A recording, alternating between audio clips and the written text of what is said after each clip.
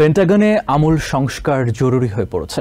এজন্য খুব দ্রুত সামরিক সক্ষমতা যাচাইয়ে একটি কমিশন গঠনে আমেরিকার সোনালী দিন ফিরিয়ে আনা হবে।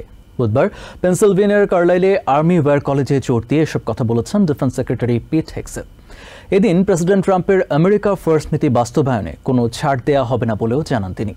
এছাড়া সিগন্যাল অ্যাপে গোপন তথ্য প্রকাশে পেন্টাগনে বিশৃঙ্খলা সৃষ্টির বিষয়টি উড়িয়ে দিয়ে হেগসেট বলেন, সামরিক বাহিনীতে জনবল সংকট নিরসনে ব্যবস্থা নেওয়া হয়েছে।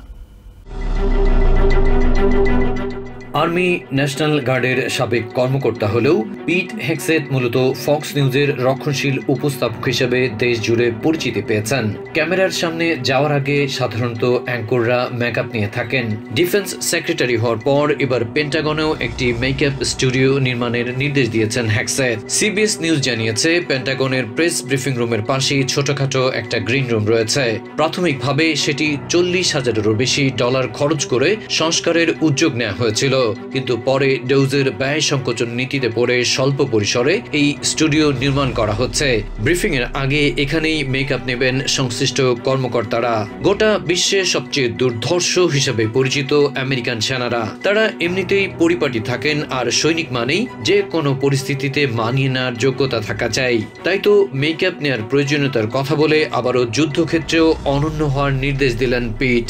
বুধবার পেনসিলভেনিয়ার কার্লাইলে আর্মি ওয়ার কলেজ পরিদর্শনে গিয়ে হেগসেট বলেন, পেন্টাগনে আমূল সংস্কার জরুরি হয়ে পড়েছে।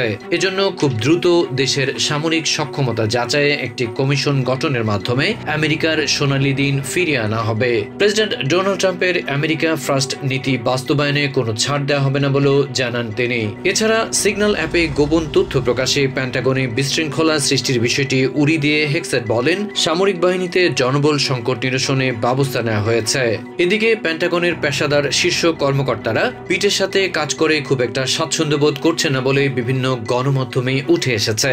নিরাপত্তা বিশ্লেষকরাও বলছেন, মিলিয়নের বেশি সেনা এবং 800,000-এর বেশি বেসামরিক কর্মকর্তার পেন্টাগন চালাতে যেই অভিজ্ঞতা থাকা দরকার তা সাবেক মেজর হেগসেটের নেই।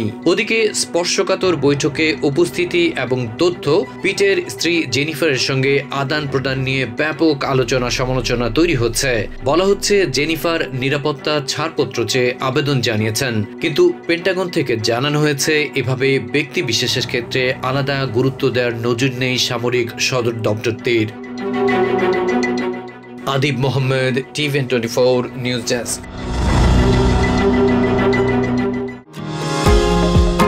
নিউ ইয়র্ক থেকে সম্প্রচারিত টিভিএন 24 টেলিভিশন বিশ্বজুড়ে বাঙালির কণ্ঠস্বর।